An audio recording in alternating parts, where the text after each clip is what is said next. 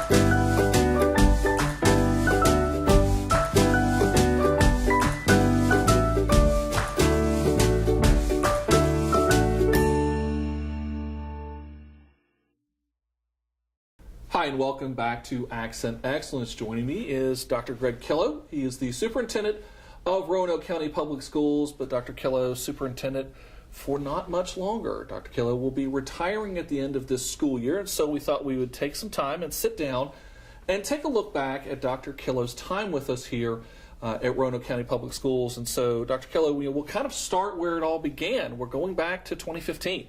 And you and I sat down together back then, and I kind of asked the question back then, and so I'll start with it here. What were your ideas, what were your thoughts, your goals as superintendent? And back then you had said, we had a great school system, it was to improve what we already had. Right. How do we think we did? I think we've done an excellent job, and it is a great school division. We have great students, we have tremendous teachers, great administrators, and what a great community, a community of support. Now, there was also another challenge, to be honest, that we had back in 2015. Not only did we have a new superintendent, but many of the members of the board were also new, which also, a challenge, but also opportunity at the same time. Yeah, anytime through my career as a superintendent for over 13 years, whenever you have new board members, it takes them a while to get their feet under. And this group has come in with a lot of energy, positive excitement, and, great care. And working with the transition from a board that had built such a great reputation and then put in place so many great things, it's new to watch a new board learn what they had done and then try to guide them and work with them to build upon those great successes and to build their own identity.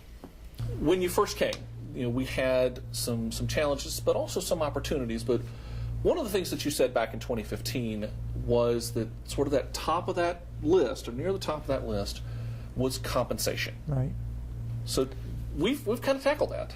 Yeah, well, it's one of those surreal moments where we knew when I came into Roanoke County, because we had just come off of some of the hardest economic years anybody had faced in any school division anywhere. And it was hard because people had gone with freezes and setbacks. And when I came here, a lot of people wanted to work for Roanoke County Schools. It's one of the pride of the valley, but it's also nice to make sure that we take care of our folks. So when I was going out and visiting with board members, visiting with folks, that was the number one thing put on my plate. How can we take care of our most valuable resource, our teachers, our teacher assistants, our bus drivers? What can we do to take care of that Team Roanoke that we have been working so hard to build? And with that, I was asked to embark on a compensation study. And usually when they come in and do the studies, they'll gather information, and they looked at other localities around us, other school divisions, but they also looked at the private sector. And we tried to compare what people would be making not only in the school divisions around us, but also in the private sector. And when they build these compensation studies, usually they're built out to occur over a 2 to 3, 4-year period. And a lot of times people don't accomplish them. And we had that phase, and then we had the phase dealing with the coaches and the extra duties that are required of teachers. So there was basically 3 main phases, and the first phase was broken over a period of years. That first phase was about a $6 million project. And with the work of a great team, Penny Hodge helping to lead that, Dr. Rebecca Eastwood helping, we rolled up our sleeves, worked hard with the board, worked hard with everybody on the staff, and we were able to find, which is probably unheard of, the $6 million within the budget, and it's a sustainable $6 million in order to do it in a 1 year. And that's, like I said, unheard of, and then the next year to follow up and to be able to give the first step increase. And this past budget season, we've approved the last 2 phases of the compensation study, and it's so truly deserved. What makes public education great and the school system great is the people. And to be able to compensate them is wow. And to be part of a team with the school board, with a finance assistant superintendent and assistant superintendent of human resource, and pull together and be able to pull this off would be one of those gold star moments. Did you really think at the beginning when we thought about this, because when we started it, we knew it was going to be a big price tag. Right. Did you really think at the beginning we'd be able to pull it off in 1 year? Maybe not 1 year, but you know, once we started sharpening our pencils and we realized how many years people had gone with minimum increases, it sort of motivated us as a team to get it done. Other pieces, though, you know, the compensation study came with a lot of research. Right. One of the things that you also led was an additional bit of research, not about our people, but about our facilities, something equally important to the instruction of our students, and making sure that we have the facilities that we need, not only for today, but also for tomorrow. And that led to the facilities and the demographic study. Right. And we actually did the demographic study. When they came to me, there was talk about closing possibly some schools, and there had been meanderings about that, and I thought before we did anything, let's get information. So we embarked on a demographic study that would do a 10-year projection showing what the enrollments would be, because we had lost over 1,000 students enrollment by the time I had arrived here, between, say, around 700 to 900 students, and we needed to see if that was going to continue. And we needed to find out where those pockets and where that was happening, and could we project that. So we embarked on a demographic study that gave us real neat information that helped to show that we were going to stay very stable or slow decline. And that was important for us to know. While we were doing that, we also entered into a study to look at not only the facility capacities, but facility use. We were pulling all that together to design for the Board of Supervisors our really strong first ever 10-year CIP, and to turn that in so that we could use the great working relationship between the two boards of the 10-10-10 to be able to most efficiently use that and know what we had to do down the road. Plus, in the facility study, we got a good look at what are the real needs of the buildings, and to look at not only the maintenance, but also what is really going to needed to be done in a renovation. And we developed out of that the CMP, which is a comprehensive maintenance plan, and that also got funded for the first time, which was a very powerful piece, because again, if we maintain our compensation, you know, we keep that going, then that cuts down long-term cost. So we were really, these two studies embarked on a great trajectory for us. It was a lot about planning, you know, planning for now, planning for the future, not just capital, but as you said, also maintenance, which is something that, to be honest, some school systems across the nation kind of struggle with. Big time. And also the safety advancements, that when I came here to see how advanced some of the safety, and to shore those up and to finish and complete a lot of that, the safety dynamic and layout was impeccable. Like I said, we took something and then we built on it and we've advanced the ball.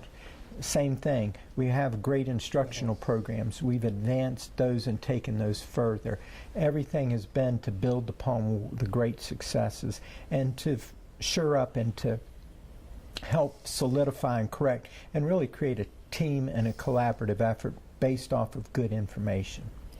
And we'll have more from a special conversation with Dr. Greg Killough, retiring superintendent at Roanoke County Public Schools, in just a minute. A house will always look like a house, but what makes a house a home? Laughter. Kindness. Oh, there it is. Love. Hope. Family. Could you provide a home to a local youth in need? Learn more about foster care today and help make a house a home.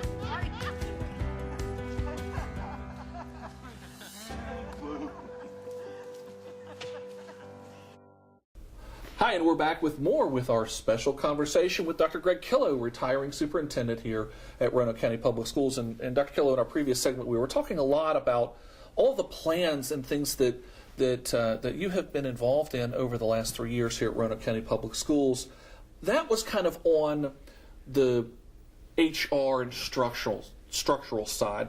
Now we're moving, though, into the classroom. And one of the big pieces that you were particularly championing was reading. And from that came the birth of the literacy plan. Right. And it was a great birth, and I want to take it back just a little bit. We had a comprehensive plan here, and when I looked at it and saw the high performance of the school division, you know, we were looking at our overall reading levels, and I was looking at the comprehensive plan and wanting to solidify and make sure that everything that we did was tied into a strategic, comprehensive plan. You know, the technology, the special ed, everything to become not disjointed but unified, and that everything we did was around that. So the literacy plan evolved out of that, because what I saw was such capacity and capability of our students, and trying to get away from worksheet working and really turn it into dynamics. But when we looked at the third grade scores back 3-4 years ago, we were ranked 40th something in the state, and then last year we found ourselves ranked in the top 10. And what is the most valuable thing you can give a student is the ability to read. And we knew we needed to start earlier. And to go into classrooms, and what the literacy plan has generated is a lot of small group instruction, which is great for building relationships with children. It's really getting them excited about reading. But bigger than that, we're seeing such gains in the reading levels. We're seeing kindergartners and first graders reading way beyond where they have in the past. And again, we had a great foundation, but we needed to advance to meet today's society so our children can compete in a global market unlike any that we've ever seen. And that was the passion behind it. And with the great work of Dr. Linda Wright, and again, Dr. Eastwood and Joe Legault and the whole team and all the elementary people, we pulled together something with the training and the work that I think will set a great foundation moving forward. And it produced results. We had a school that, before the literacy plan, had a little bit of struggle, and now they're leading the way. Right, and we have very few people needing expedited retakes. You know, we've had a blue ribbon school. We're just seeing so many dynamic things happening.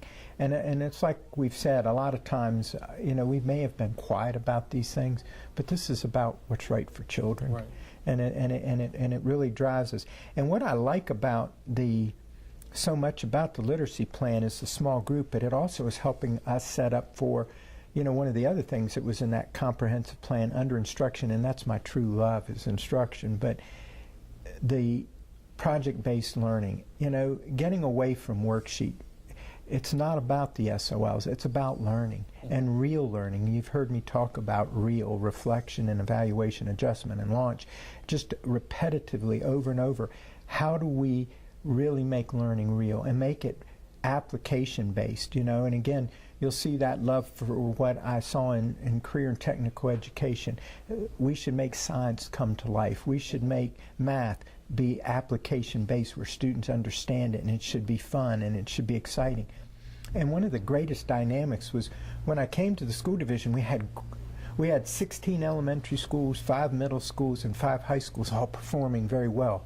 But we wanted to change that and turn it into pull people out of silos and saying our greatest resource was our own people. If we could share ideas between schools, if we could have a common focus, a common purpose, weren't we going to improve? And we've created a great collaboration and great communication scheme. And it was a team effort. And it's taken a lot of people and a lot of support by the board to do this. And it's taken a lot of creativity on the part of our teachers, and somewhat of a leap of faith. It has. Because the concept of getting to hands-on instruction, that takes a lot of prep on the part of our teachers, and I think we would be remiss if we didn't commend all of our teachers who have done such a phenomenal job in making this sort of dynamic shift over to project-based learning. But look what it has done. And it couldn't happen without them. And you're right. And what they're finding is they're being re-energized by the students by doing it. But it does. It's always hard to explain to community the hours and the time and the energy that goes on behind the scenes. It's more than just the classroom. Yeah. Another piece, and we talk about this a lot, safety is at the forefront of Roanoke County Public Schools. And, very unfortunately and very tragically, these days safety has become even more the forefront for various reasons that have been widely reported. And so safety became a big part of what you have been focusing on, especially in the last 3 years. It is concerning, but we are in a new world and in a new environment. And one of the first things I did was, I met with Chief Hall, I met with the sheriff, I met with the fire rescue, I met with state police right out the gate. I saw the safety plans, reviewed through them.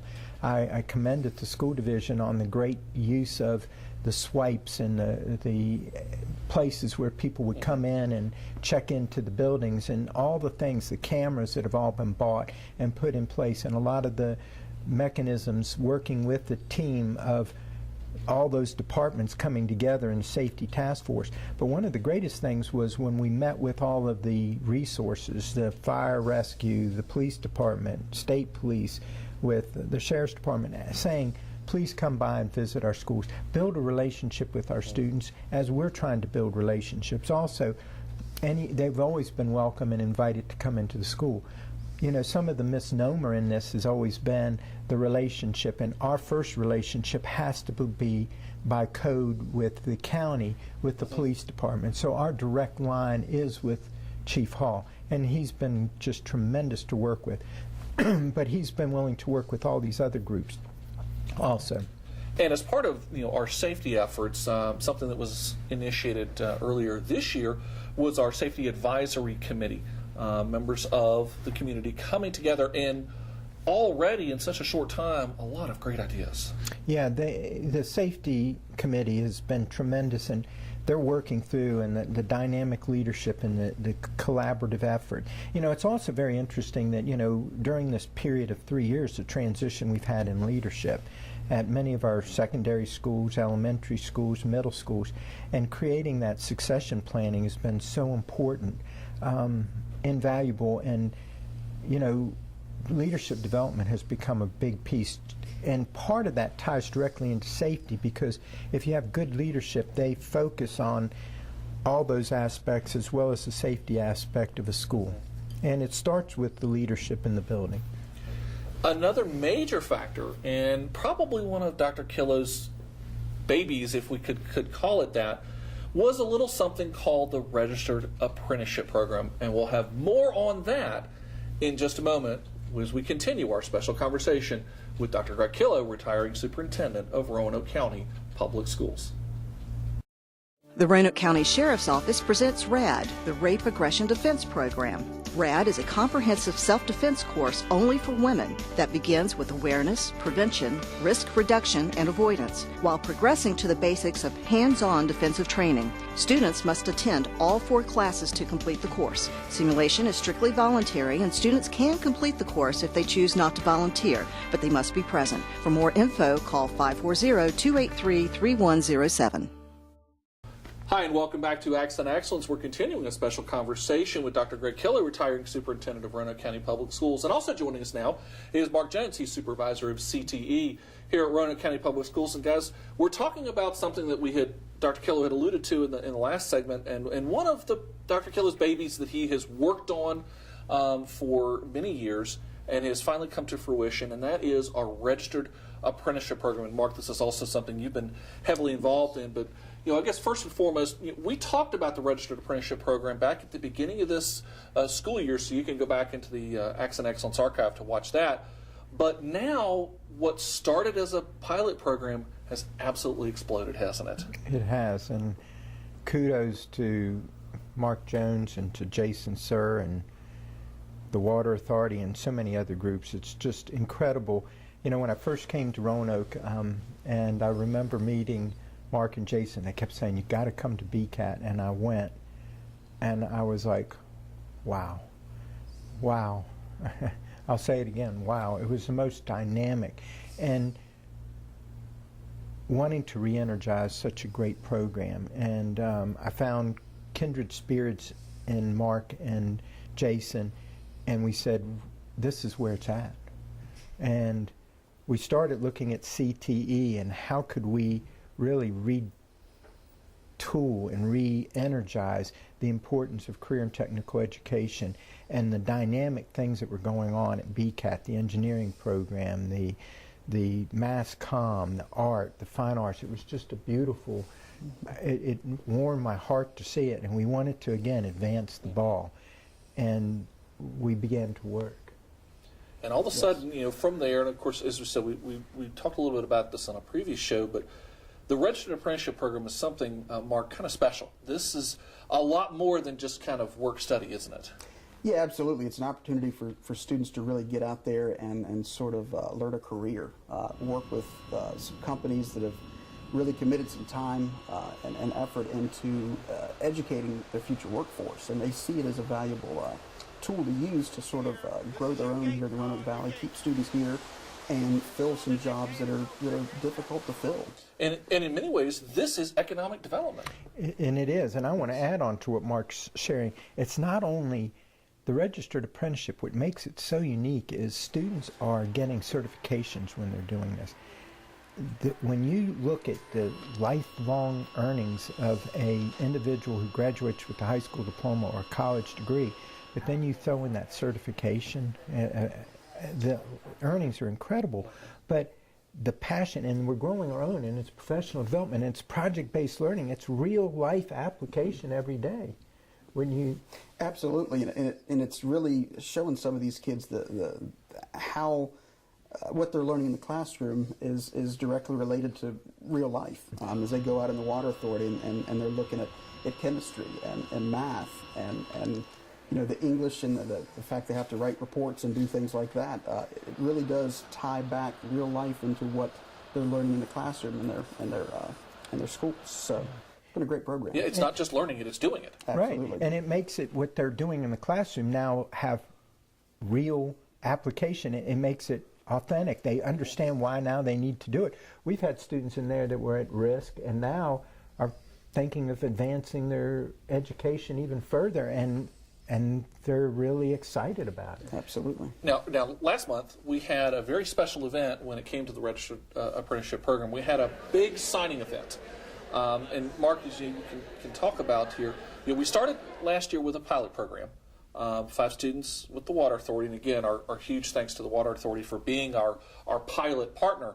Absolutely. But now, this year, what started as 5, oh my, has it blown up. More than 20 students signing up as apprentices. Yes, at the signing event we had 4 companies represented. We had Balzer and Associates, we had Wabtec Graham White, G&H Construction, Western Virginia Water Authority, Southern Trust Home Services, and pleased to announce that yesterday I got an email back from Department of Labor and Industry saying that Canatol Steel has now signed on, and we have a student there too. So it looks like the total we have signed up right now is about 25 students, which makes it one of the largest apprenticeship programs in the state of Virginia. And a huge, did you think, Dr. Killough, when we started this, and you started thinking about this years ago, that in just 3 years, not just 5 students, but 25 students starting a registered apprenticeship program? No, and to know the work and the love that went into this, this just didn't happen. The amount of hours that were put in by the team, and it was a lot of team. It was the Department of Labor, it was the Department of Economic Growth and Development, it was the departments here in the school division, everybody coming together, Virginia DOE, how we were going to break down the barriers to make this happen and to make it truly a certification based, and now to unleash and realize what the potential of this is and what we're getting in return for it and what businesses are getting. You know, we talk about real business partnerships. This is it. This is the real deal, and it's creating a win-win-win. And ultimately, what Mark said a minute ago, hopefully we're making it viable for students to stay in the Roanoke Valley, grow, thrive, and raise their families here and make this the real place that they want to be. It's been a fantastic program, and again, congratulations to all of you and everybody who was involved in the team on building the registered apprenticeship program. From 5 to 25, Mark, this time next year, where are we going to be at, do you think? 75. We really have a list of companies that are interested in working with it. We're trying to grow it in a sustainable fashion so we can make sure that we're getting everything done correctly. But the potential here is almost limitless. Yeah, I mean, literally the possibilities are endless. Yes. Yeah, the ultimate goal would be one day that any child that would want to enter into an apprenticeship. This isn't an avenue that erases college. This is an avenue that can open college, but it just sets it in a new way. It's part of a full career development, career growth, helping students set real career plans, and it has such great means of saving families a great deal of money, but also energizing our community. And Mark is right. He has been, and Jason have been hard at trying to keep that balance. Because we have seen, and it's even recent reports have talked about, there is a tremendous need in the workforce for skilled labor. Yes. And through this program, we're doing what we can to meet that need. Right. Absolutely. And meeting not only their need, it's also meeting the students' needs. Right. And that's the power and the beauty of this, because it's a perfect relationship, because everybody wins and the student comes out with something that's very powerful. Well, it has been a great time reminiscing here with Dr. Killough. On behalf of all of us here at Roanoke County Public Schools, we want to thank you for your leadership as superintendent. We wish you all the best in your retirement.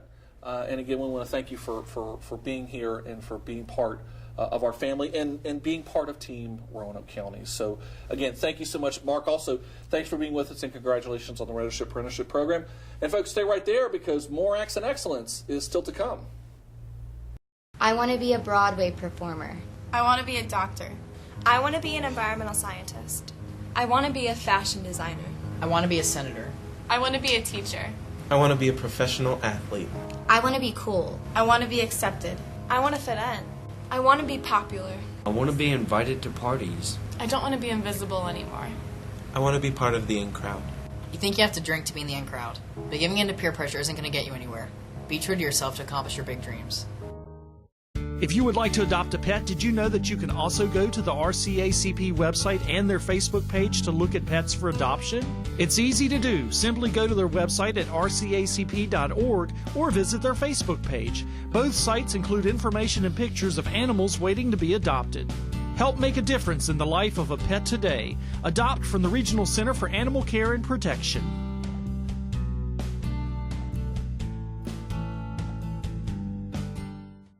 Well, folks, that's going to do it for this month's edition of Accent Excellence. We want to remind you that our summer feeding program is underway right now at 4 of our schools. For a list of locations, times, and dates, be sure to check out the Roanoke County Public Schools website and come have a free lunch on us. Also, to the class of 2018, congratulations and good luck. I'm Chuck Lionberger. Thanks for watching, and we'll see you next time.